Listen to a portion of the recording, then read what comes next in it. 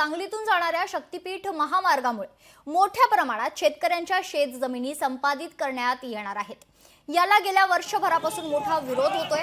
याच पार्श्वभूमीवर राज्य सरकारकडून शेतकऱ्यांच्या हरकती मागवण्यात आल्या होत्या। त्या दृष्टीने शेतकऱ्यांनी महामार्गाच्या विरोधात हरकती दाखल केल्या होत्या, मात्र त्याच्यावर गेल्या वर्षभरापासून सुनावणी झाली नव्हती। अखेर या सुनावणीला आता सुरुवात झाली आहे। शक्तीपीठ महामार्ग रद्द झाला पाहिजे म्हणून गेली वर्षभर झालं संघर्ष आम्ही सगळे शेतकरी करतोय। हा शक्तीपीठ महामार्ग रद्दच करायचा आहे हे आमचं म्हणणं आहे। प्रामुख्याने म्हणणं आहे, प्रमुखाने शेवट हेच म्हणणं आमचं आहे की शक्तीपीठ महामार्ग रद्द झाला पाहिजे आणि आमच्या वावरात कोणत्याही पद्धतीची मोजणी वगैरे काहीच करता कामा नये, कोणत्याही पद्धतीचा दगड रवता कामा नये, सर्वे होता कामा नये।